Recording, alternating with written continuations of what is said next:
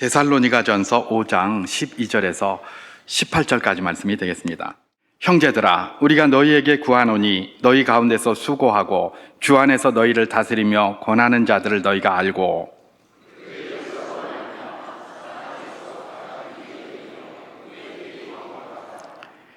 또 형제들아, 너희를 권면하노니 게으른 자들을 권계하며 마음이 약한 자들을 격려하고 힘이 없는 자들을 붙들어주며 모든 사람에게 오래 참으라.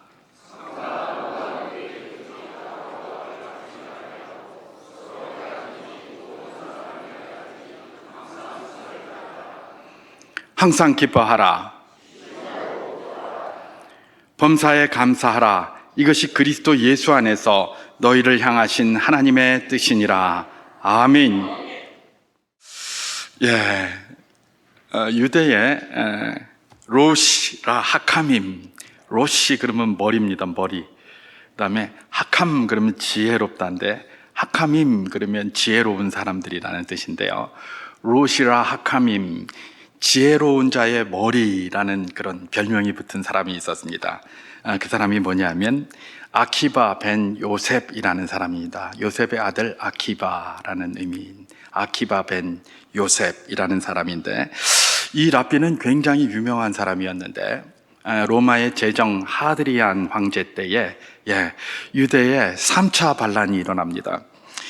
유대의 3차 반란이 132년도죠. 그때 일어났는데, 그때 바 코크바라는 사람이 주동을 해가지고 그 유대의 제3차 반란을 일으키게 됩니다. 그리고 그 반란을 옆에서 격려하고 독려하고 함께 동참했던 사람이 누구냐? 이 아키바 벤 요셉이라는 사람입니다. 바코크바의 반란으로 예루살렘이 로마 정부로부터 탈환되었었습니다. 그래서 132년부터 135년 동안 3년 동안 그야말로 이 바코크바가 통치를 하는 그런 유대의 그런 권력을 회복했던 것이었죠. 그러나 결국은 3년 후에 로마 제국이 다시 로마 정부가 강력한 군대를 끌고 와서 그 바코크바를 무찌르고 그들의 반란을 진압하면서 그 반란에 가담했다는 이유로다가 처형을 당한 사람이 이 아키바 벤 요셉, 아키바라는 사람입니다. 이 아키바가 이런 열심을 내고 살았던 사람이기 때문에 유대인들에게 굉장히 존경을 많이 받았습니다. 랍비로서. 이 아키바 랍비에 대한 이야기가 심지어 탈무드에도 이렇게 등장을 하는데, 탈무드에 보면 이 아키바의 여행에 관한 이야기가 이렇게 등장을 합니다. 그래서 제가 오늘은 그 여행에 관한 이야기를 좀 이렇게 소개를 하면서 메시지를 시작하려고 하는데요. 탈무드가 번역이 여러 가지입니다. 그러다 보니까 이제 다양한 번역이 있을 수가 있는데, 제가 읽은 것은 이런 내용이니까 여러분 한번 참고하시기를 바라겠습니다. 이 아키바, 이 랍비 아키바가 먼 길을 그렇게 떠나게 되었다고 합니다. 아키바는 여행을 갈 때마다 꼭 지참하는 것이 있었다고 그래요. 그 지참하는 것이 뭐냐? 당연히 위대한 랍비이기 때문에 토라, 하나님의 말씀을 늘 지참을 하지 않았겠습니까? 그리고 개를 항상 데리고 다녔답니다. 이 개는 왜 데리고 다니냐 그랬더니, 길을 잃어버렸을 때 길잡이의 역할도 해주고, 또 반려로서 이렇게 옆에 같이 있어주니까 큰 위로도 되고 하기 때문에 개를 꼭 데리고 다녔고요. 또 당연히 먼 길을 다니면서 필요한 게 뭐겠습니까? 당나귀가 한 마리 있었다고 합니다. 그래서 당나귀를 데리고 다니면서 그 당나귀를 타고 가기도 하고, 또 먼 여행에 필요한 여러 가지 그런 물품들을 싣고 가기도 하고, 이렇게 했다는 것 아니겠습니까? 그리고 꼭 하나 가지고 가는 게 있었는데, 그게 뭐냐? 등잔이었다고 합니다. 등잔. 그러니까 등잔은 왜 들고 가느냐? 가다가 어두우면 길을 이렇게 비추기도 하고, 또 만약에 노숙을 하게 되었을 때에 뭘 하려고요? 토라를 읽기 위해서 꼭 그 등잔을 그렇게 가지고 다녔다고 합니다. 토라, 개, 당나귀, 등잔, 이 네 개가 이 아키바의 여행에 있어서 항상 지참되는 그런 물품이었다는 것이죠. 어느 날 이제 먼 길을 이렇게 떠나게 되었는데요. 한참 길을 가다 보니까 이제 날이 어두워지려고 이렇게 하는 그 찰나에 갑자기 당나귀가 너무 힘들어하는 겁니다. 당나귀가 힘들어해서 타고 가다가 내렸습니다. 내려서 이렇게 끌고 가는데도 너무 힘들어하는 거예요. 뿐만 아니라 옆에 반려로 같이 왔던 그 동행자인 개도 너무 힘들어하는 겁니다. 그런데 이렇게 보니까 저 앞에 마을의 불빛이 이렇게 보이는데 조금만 더 가면 마을이 올 것 같아서, 그래서 조금만 더 가서 좀 그 마을의 어떤 숙소에 가서 편하게 좀 쉬었으면 좋겠는데, 이 짐승들이 너무 힘들어 하니까 더 이상 가기를 포기하고 그 숲 옆에서 노숙을 이렇게 하게 되었습니다. 이렇게 노숙을 하려고 딱 이렇게 여장을 딱 풀으니까 이 당나귀는 너무 피곤했는지 금방 잠이 들었고, 개도 그냥 옆에서 코를 골았는지 뭔지 모르게 어쨌든 깊은 잠에 그렇게 빠지더랍니다. 그래서 랍비 아키바는 자기도 이제 힘들고 피곤했지만 그래도 늘 하나님의 말씀을 읽고 자야 된다라는 그런 습관이 있었기 때문에 등잔불을 이렇게 켰답니다. 그래서 토라를 읽으려고 딱 했는데 갑자기 바람이 세게 확 불더니 등잔이 확 꺼지는 겁니다. 그러니까 또 키려고 하다가 하나님께서 내가 그냥 쉬라고 이렇게 하시나 보다 생각을 해서 그만 끄고 잠을 청했습니다. 그리고 아주 깊은 잠에 빠졌습니다. 깊은 잠을 자고 동이 틀 무렵에 이 아키바가 눈을 뜨게 되었습니다. 근데 눈을 떠서 보니까 놀라운 광경이 앞에 펼쳐진 겁니다. 어떤 광경이 펼쳐졌느냐? 그 밤에 늑대들이 왔었는지 말입니다. 자기 개가 물려 죽여 있는 겁니다. 늑대에게. 그 늑대에게 개만 물려 죽은 것이 아니라 나귀를 또 옆에 묶어놓지 않았습니까? 이 늑대들이 와가지고 그 나귀도 막 죽여가지고 막 다 뜯어먹고 이제 뼈만 이렇게 덜렁 남은 겁니다. 그런 게 이제 광경이 딱 펼쳐진 것이죠. 반려했던 그 개, 또 자기에게 그런 자기를 실어주고 짐을 실어주는 그 당나귀, 이게 다 죽었으니 얼마나 큰 상심이 되겠습니까? 굉장히 큰 상심이 되었지만은 이제 어쩔 수 없었던 것이죠. 그리고 또 아키바는 말입니다. 그 정도의 늑대가 와서 그런 다툼이 있었다면 분명히 무슨 소리가 났을 텐데 이 사람은 곤히 자느라고 그 소리도 못 들은 거예요. 그런 일이 있었는지도 모르고 나서 아침에 동틀 무렵에 깨보니까 그런 일이 일어났던 것이죠. 이런 처참한 광경에 아키바가 굉장히 상심했지만은 그럼에도 불구하고 모든 것을 선하게 인도하시는 하나님이 특별한 뜻이 여기에 있을 것이다 라는 그런 생각을 하면서 당나귀가 죽었기 때문에 자기가 가지고 왔던 물품들을 주섬주섬 챙겨서 그렇게 마을로 들어가게 된 것이죠. 사실 모든 것을 선하게 인도하시는 하나님의 뜻이 거기 분명히 있습니다. 여러분 한번 생각해 보십시오. 아키바가 만약에 그것이 으르렁거리는 소리를 듣고 벌떡 눈을 떴다면 어떻게 됐을까요? 개가 물려 죽고 있는데 가만히 있을 수는 없지 않습니까? 뭐라도 자기가 했어야 될 것 아닙니까? 그런데 늑대떼한테 아키바가 뭐를 할 수 있었겠습니까? 그때 무슨 총이 있으니 총을 쏩니까? 활이나 창이 있으니 찌르기를 합니까? 그런 거 하나도 없잖아요. 그리고 당나귀가 물려서 다 뜯어 먹혔어요. 만약에 그 늑대들이 당나귀를 먹지 않고 아키바가 앞에서 설치는 것을 보았다면 어떻게 했을까요? 아키바까지 죽여서 뜯어 먹었을지 모르지 않겠습니까? 그죠? 과연 아키바는 그런 생각을 했습니다만은 우리가 생각해 봐도 기본적으로는 뭐예요? 하나님의 특별한 뜻이 있었던 거예요.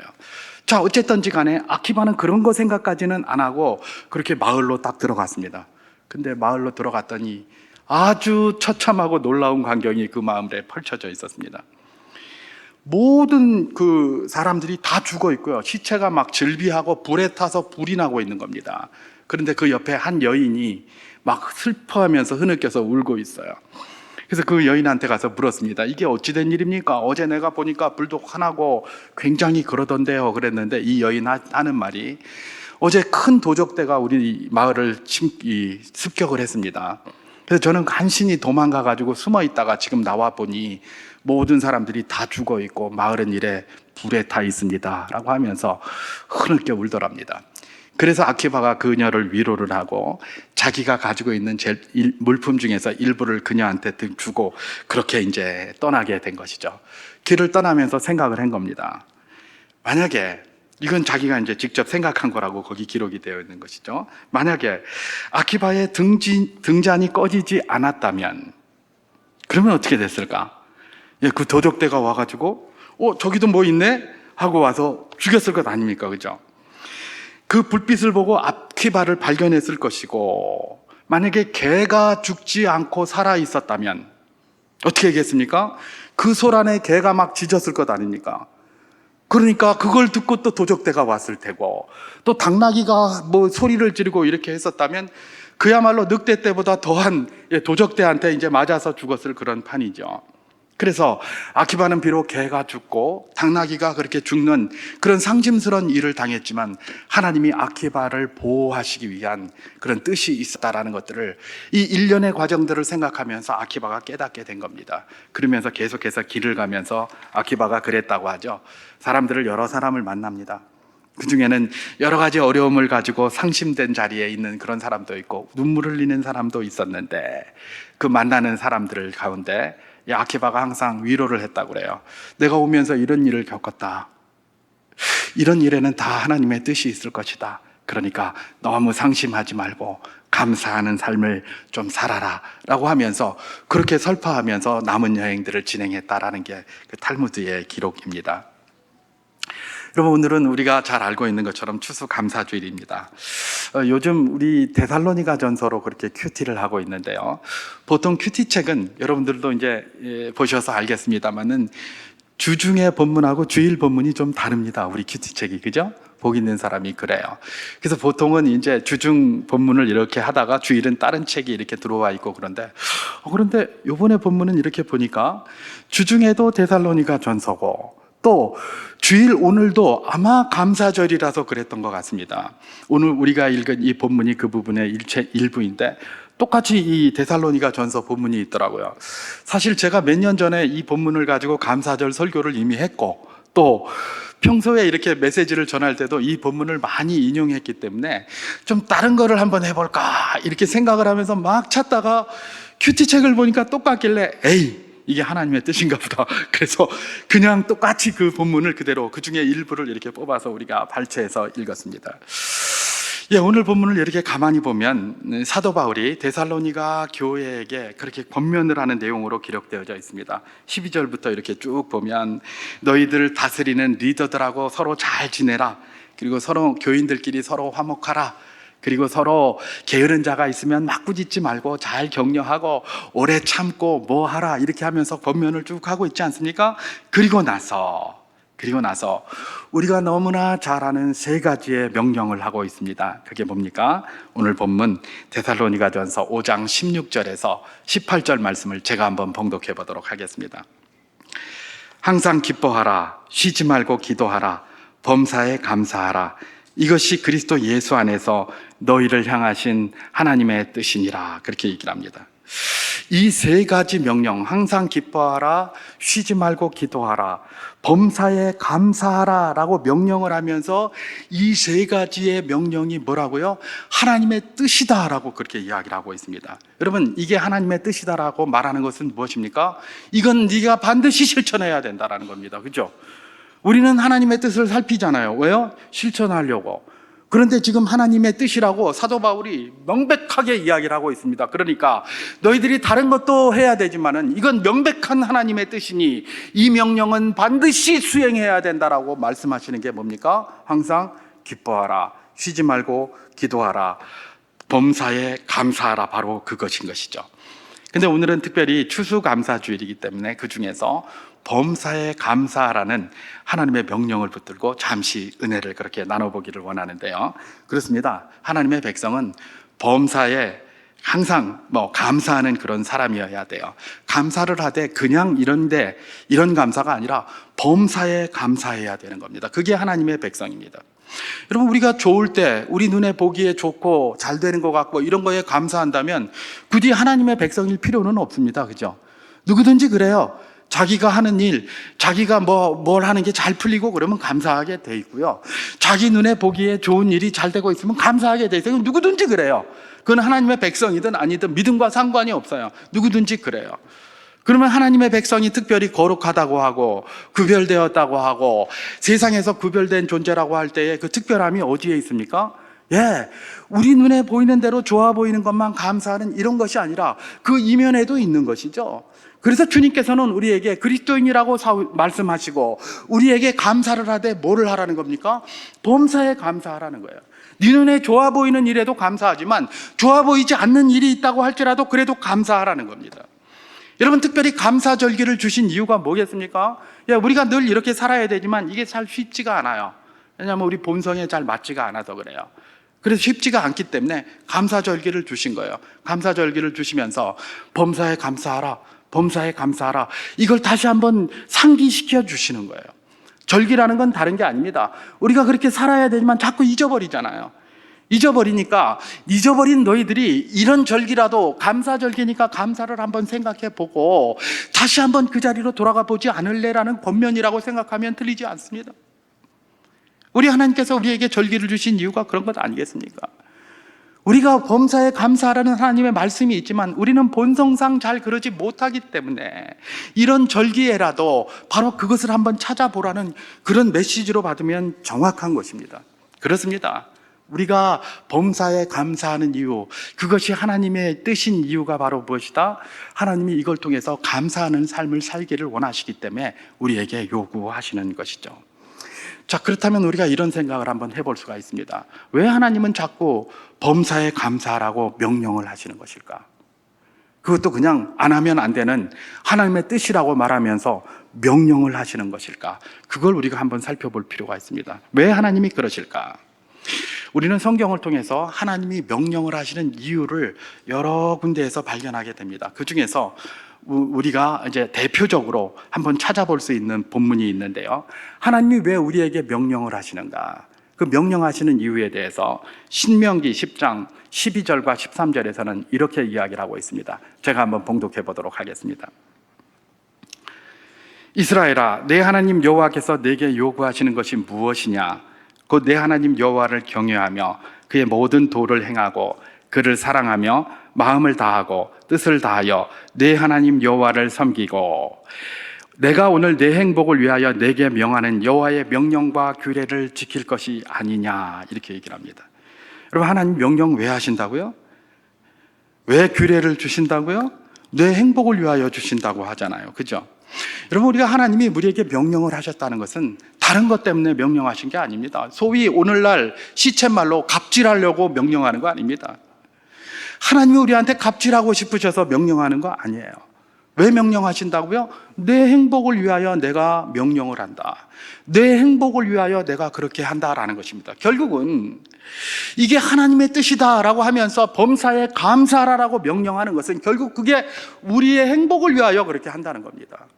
우리가 그걸 알아야 되는 거예요. 우리는 세상에 살면서 상황 속에 삽니다. 그러다 보니까 우리 눈이 항상 뭐예요? 보이는 것에만 반응을 민감하게 하게 돼 있어요. 보이지 않는 것에는 그렇게 잘 하지를 않는 것이죠. 그런데 범사에 감사하라? 내 눈에 보이는 거는 감사거리 하나도 없는데, 일마다 하는 것마다 되는 것도 하나도 없는데 무슨 감사를 하란 말이고, 이게 본성에 맞지를 않아요. 그럼에도 불구하고 하나님께서 감사하라고 이야기를 하십니까? 그 뒤에는 뭐가 있다는 겁니까? 이면이 있다는 거예요. 이면이 있다는 거예요. 그리고 범사는 누구 손에 있다는 겁니까? 하나님의 손에 있다는 겁니다. 너희들이 그걸 믿고 네 본성에는 그게 맞지 않지만 내가 범사에 감사하라고 말하는 이유가 있다. 내가 너희를 몰라서 그러는 게 아니다. 너희는 원래 본성적으로 그렇게 못하는 거 내가 잘 안다. 알매도 불구하고 이렇게 말하는 이유가 뭐냐? 너희의 행복을 위해서 그런다. 그리고 너희들이 보는 그 전면, 표면적인 것, 그것만 보지 마라. 이면이 있는데 그 이면은 내 손에 있다. 내가 책임질 것이다. 바로 그 이야기를 하고 계시는 것입니다. 우리는 껍데기만 보고, 또 우리는 본성상 껍데기만 보는 그런 인생이기 때문에 감사할 거리가 있어야 감사하지라고 이야기할 수밖에 없습니다. 그런데 이런 본성을 잘 알고 계시는 우리 주님께서, 우리가 그런 죄인인 줄 잘 알고 있는 그런 주님께서 하나님의 뜻이라고 명백한 명령까지 하셨습니까? 그러면 그 뒤에는 뭐 하시겠다는 겁니까? 하나님 책임지시겠다는 겁니다. 믿으시기 바랍니다. 이게 하나님의 뜻이에요. 책임도 지지도 못할 걸 가지고 그냥 네 뭐 명령하라, 이형 목사가 명령한 거라면 안 해도 됩니다. 저는 책임 못 지기 때문에 그래요. 그러나 우리 하나님은 책임주시는 분이신 줄 믿으시기 바랍니다. 내 눈에 보이지 않느냐? 내가 세상 모든 것들을 움직여가고 모든 것은 내 손에서 움직인다. 그리고 네 눈에는 이상해 보이느냐? 내가 책임질게. 기뻐해라. 감사해라. 내가 책임질게. 그 이야기를 하시는 것입니다. 우리가 믿는 사람입니까? 우리 본성이 허락하지 않는다 할지라도 하나님이 이렇게 하신다는 것을 붙잡는 사람이 바로 믿는 사람입니다. 우리 머리에 이해가 되면 믿음이 무슨 필요가 있습니까? 머리에 이해가 되면 믿음 없어도 잘 살죠. 그죠? 무슨 필요가 있겠습니까? 머리가 이해가 안 되는데 하나님이 이렇게 명령하니까 붙잡아 보는 겁니다. 그게 믿음입니다. 그걸 우리에게 하나님이 믿음으로 주신 것 아니겠습니까? 바로 그것입니다. 하나님이 책임져 주신다는 바로 그것이 바로 무엇이냐? 항상 기뻐하고 쉬지 말고 기도하고, 특별히 오늘 감사주의를 맞아서 범사에 감사라는 하나님의 명령이 우리에게 주시는 도전이라는 것입니다. 결국 그것이 우리를 행복하게 하기 때문에 그렇다는 것이죠. 하나님의 명령은 뭐 때문에 우리에게 주신 거다? 우리를 행복하게 하기 위하여 주신다는 거예요. 여러분, 우리가 생각해 보면 가끔 그런 말을 많이 하잖아요. 저도 그런 말 참 많이 하거든요. 그래서 잘하는데, 어떤 말이냐? 껄껄 하는 겁니다. 그죠? 이게 뭐 껄껄껄 웃는 거면 참 좋은데, 이 껄껄껄 웃는 게 아니라 물 좀 더 마시겠습니다. 껄껄 그럽니다. 그때 그렇게 할걸. 그때 그렇게 할걸. 이미 지나간 일에 대해서 아쉬움의 표현이죠. 그때 이렇게 했었으면 좋았을걸. 저렇게 할걸. 저렇게 할걸. 이미 과거는 지나갔다. 그런데 붙잡고 앉아서 껄껄 하고 그렇게 있는 것이죠. 여러분, 한번 생각해 보겠습니다. 우리가 지금 그렇게 했었으면 좋았을 걸 하는 그 상황으로 다시 돌아가서 그걸 하면 오늘 우리가 오늘 이 상태보다 더 나았다고 생각하십니까? 어떻게 생각하세요? 물론 나을 수도 있겠죠. 근데 꼭 나으리라는 보장은 없어요. 내가 그때 가서 그거 했다고 해서 더 나아졌을까? 글쎄요. 그것도 알 수 없는 것이죠. 여러분, 저 아키바의 경우를 한번 생각해 보시기 바랍니다. 만약에 등불이 꺼져서 잠들게 되었고, 또 잠에서 깨보니까 개가 죽어 있고, 그죠? 그리고 당나귀가 다 죽어 있어요. 그 상황을 보면서 아키바가 순간 무슨 생각을 했겠습니까? 아이고, 당나귀와 개가 힘들어해도 그냥 저 마을에 들어가서 쉴걸. 저 마을로 들어갔었으면 이런 사단이 나지 않았겠느냐? 그렇게 생각하지 않겠습니까? 근데 막상 그 마을로 들어가면 뭐예요? 늑대보다 더한 도적대가 나타나서 자기도 죽고 모든 것들을 다 빼앗기는 그런 악한 상황이 펼쳐져 있지 않겠습니까? 여러분, 이런 겁니다. 우리가 왜 껄껄합니까? 그때 그걸 안 해서 내가 이렇게 했는데 그걸 할 걸. 그런 생각하지 말고 차라리 껄껄껄 웃으세요. 그냥 멋들어진 친구, 내 오랜 친구야. 언제라도 그곳에서 껄껄껄 웃던, 이게 훨씬 나아요. 이게. 근데 그거 안 하고 그때 그거 할 걸, 이거 할 걸, 이게 우리가 많이 하는 거잖아요. 제가 너무나 잘 압니다. 왜냐하면 많이 하기 때문에요. 그러나 뭡니까? 그때 그걸 했다고 해서 오늘 내 인생이 더 나아졌다? 보장이 없어요. 보장이 없어요. 그거 했다고 해서 오늘 내 인생이 더 특별하게 바뀌어져 있다?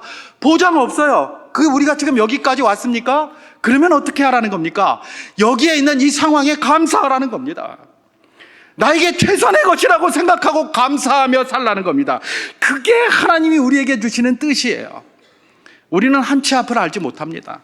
한치 앞을 알지 못하고 몇 초 후의 일도 알지 못하는 것이죠. 그러다 보니까 내 눈으로 볼 때는 이렇게 하는 게 더 좋고 지금 이 상황은 너무 악하다 이렇게 생각할 수 있습니다. 그러나 하나님의 눈으로는 그렇게 안 보시죠. 나에게 보이는 이 악한 상황이 나에게 더 좋은 상황이 될 수도 있고요. 나에게 보이는 이 좋은 상황이 나에게는 더 악한 상황이 될 수도 있는 거예요. 그러니까 하나님은 우리에게 뭐라고 이야기를 하는 겁니까? 그 모든 일들의 모든 것이 나의 손에 달려 있으니까 너무 걱정하지 말고 범사에 감사하면서 그렇게 움직여가라. 세상의 모든 것들 움직이는 게 우연히 되는 게 아니다. 내가 다 움직여가는 거다. 그러니 나를 믿고 내가 책임져 줄 테니 범사에 감사함을 살아라라고 그렇게 이야기를 하고 계시는 것입니다. 여러분, 하나님께서 이런 명령을 왜 주신다고요? 우리의 행복을 위해서 주시는 겁니다. 우리도 행복을 찾아서 많이 노력합니다. 행복을 찾아서 움직이고 합니다. 근데 행복은 멀리 있는 게 아니죠. 멀리 있는 게 아닙니다. 범사에 감사하시는 하나님의 말씀에 순종하여 우리 주어진 삶의 모든 것에 감사하면서 살아가는 것, 거기에 행복이 있는 줄 믿으시기 바랍니다. 골로새서 3장 15절 말씀을 제가 한번 봉독해 보겠습니다. 그리스도의 평강이 너희 마음을 주장하게 하라. 너희는 평강을 위하여 한 몸으로 부르심을 받았나니 너희는 또한 감사하는 자가 되라. 이렇게 얘기를 합니다. 그리스도의 평강이 너희 마음을 주장하게 하라. 그렇게 얘기를 합니다. 평강을 위하여 부르심을 받았다고 그래요. 그리고 또 감사를 하라라고 이야기를 합니다. 여러분, 여기서 그냥 평강이라고 이야기하지 않고 그리스도의 평강이 우리 마음을 주장하게 하라, 이렇게 얘기를 합니다. 여러분, 그리스도의 평강이 어떤 평강일까요? 갈릴리의 폭풍우 속에서도 배 아래서 잠을 자는 평강입니다. 그죠? 폭풍에 따른 제자들은 다 그냥 난리가 나서 주님 뭐 하고 계십니까? 라고 하는데 그리스도의 평강은 어떤 평강이에요? 그 속에서도 잠자는 평강이에요. 그 모든 환경에 구애되지 않는 평강이에요. 그런 평강이 우리를 주관하게 하라는 겁니다. 그리고 그런 것은 어떨 때 얻어진다? 감사할 때, 범사에 감사할 때 얻어진다라고 말하는 게 바로 이 말씀인 것입니다. 요 예화 하나만 들고 제가 오늘 메시지를 마치도록 하겠습니다. 여러분, 우리가 종종 들어보는 호르몬의 이름이 있습니다. 엔돌핀이라는 겁니다. 그죠? 엔돌핀 아시죠? 엔돌핀은 제가 찾아보니까 적극적이고 긍정적인 생각을 할 때 뇌에서 만들어진다고 합니다. 적극적이고 긍정적인 생각을 할 때 뇌에서 만들어지는 거예요. 우리 안에서 쫙 이렇게 만들어집니다. 그리고 특별히 엔돌핀은 웃을 때 만들어진다고 많이 하죠. 그래서 엔돌핀은 웃음 호르몬이다, 뭐 이렇게 이야기를 합니다. 그래서 웃을 일이 없어도 막 웃으라고 합니다. 껄껄껄껄껄.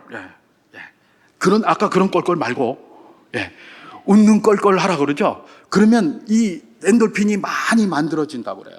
우리가 그거 너무나 잘 알고 있습니다. 그래서 엔돌핀을 웃음 호르몬이다, 뭐 이렇게도 얘기를 하잖아요. 그죠? 그리고 이 엔돌핀이 얼마나 좋으냐? 심장병이나 고혈압, 동맥경화, 제가 이거 의사가 아니지만 받아 적은 거예요. 심장병, 고혈압, 동맥경화, 암, 이런 병들을 억제하여 건강을 유지하는데 굉장히 도움을 주는 그 호르몬이 뭐다? 엔돌핀이라는 호르몬이라는 겁니다. 너무나 잘 알고 있어요. 근데 여러분, 혹시 다이돌핀이라고 들어보셨습니까? 다이돌핀. 이 다이돌핀이 한 20년 전 2003년도에 그렇게 발표가 됐다고 하더라고요. 이 다이돌핀은 뭐냐? 다이돌핀은 굉장한 이런 이 사람에게서 이렇게 나오는 그런 이제 호르몬인데, 엔돌핀하고 이 다이돌핀이 조금 다른 게 있다고 그래요. 엔돌핀은 그야말로 좋은 생각을 하고 적극적인 생각을 하고 웃고 그러면 안에서 생기는데, 다이돌핀은 그렇게 해서 생기는 게 아니라 외부로부터 자극이 있어야 발생을 한답니다. 외부로부터 자극. 그러니까 어떤 자극이냐? 어떤 목표를 딱 세웠는데 그 목표를 성취했어요. 그럼 굉장한 성취감이 오잖아요. 그러면 다이돌핀이 막 확 생긴다는 겁니다. 그리고 또 뭡니까? 뭐 목표를 딱 만들었는데 그게 달성됐거나 뭐 하여튼 자기가 원하는 게 이루어졌을 때 그런 자극이 딱 들어오면 다이돌핀이 확 생성이 된다고 그래요. 그런데 무엇보다도 다이돌핀이 많이 생성되는 외부의 자극이 있답니다. 그게 뭐냐? 네이버나 이런 데 보니까 종교적 뭐 이런 신념 뭐 이런 걸 이야기를 하는데, 결국은 우리가 신앙적으로 그걸 본다면 하나님의 은혜입니다. 하나님의 은혜라는 자극이 우리에게 왔을 때에 가장 다이돌핀이 많이 발생한다는 거예요. 감사하고 찬송하고 하나님 앞에 기도하고 그러면 이 다이돌핀이 굉장히 많이 발생을 한답니다. 우리가 하나님의 은혜를 왜 사모하느냐? 은혜를 사모하는 자가 다이돌핀이 엄청나게 나온다는 거예요. 그게 연구 결과입니다. 제 말 아닙니다. 네이버에 한번 찾아보세요. 연구 결과예요. 그런데 이 다이돌핀이 효과가 얼마냐? 제가 가끔 약장사 같은데 이 다이돌핀이 엔돌핀의 4,000배의 효과를 낸다고 합니다. 우와, 4배 아닙니다. 40배 아닙니다. 400배 아닙니다. 골라 하는 것 같은데 4,000배. 엔돌핀도 좋은 호르몬이지만 다이돌핀은 엔돌핀의 4,000배의 효과를 내는 그런 그거라는 겁니다. 여러분, 이전에 말입니다, 우리 성도들이 기도하면 병이 낫고 그러는 역사 있잖아요. 하나님의 기적이라고 표현하는 그 많은 것들 말입니다. 어쩌면 이 다이돌핀의 영향이 아닌가, 그런 생각 한번 해볼 수 있는 것이죠. 얼마든지 생각해 볼 수 있는 겁니다. 이 말은 뭡니까?